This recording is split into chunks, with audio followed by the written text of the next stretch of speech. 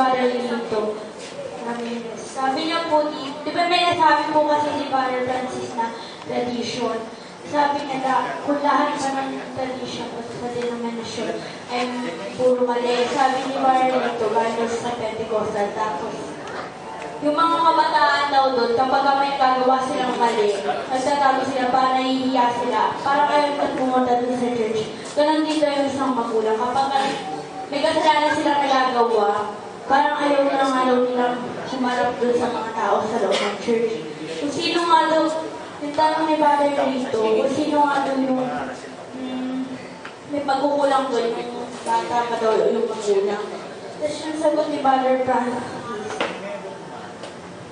hindi naman na siya. Sabi siya ni Father Francis, yung sagot niya doon sa denomination, tsaka yung haharap sila. Sabi ni Father Francis, kaya hindi daw kaya nagtatago sila o hindi sila mahal sa loob ng church kasi nahihiya sila. Dumadami isang membro. Tapos hindi sila napapansin. Tapos kapag napansin sila, parang nahihiya sila. Kasi di ba dumadami yung membro mo. Tapos parang nagkakaroon ka ng pagkakamali. Parang nagkakaroon ka ng kahiyahan sa sarili mo. Kaya yun yung sabi Father Francis. Tapos yun nga na yung virtue. Kailangan yun nga yung virtue. Tapos yung dito naman, yung sabi dito,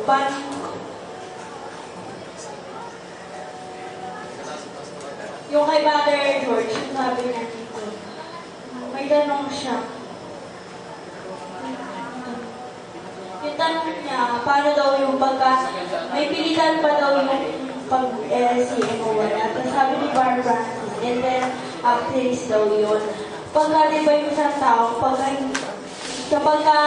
grabe ka di ba sa ulo, hindi mo na pipilitin yung isang tao kung ayaw na sa'yo. Kasi mawawalan ka ng alaw ng kaharnalidad. Tapos yung tapos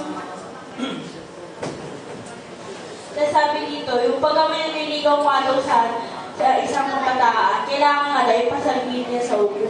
Hindi yung tinatago lang daw natin doon sa kung saan. Hindi daw natin sinasabi doon sa mga magulang. Kailangan nga daw, isalbihin natin siya sa ulo.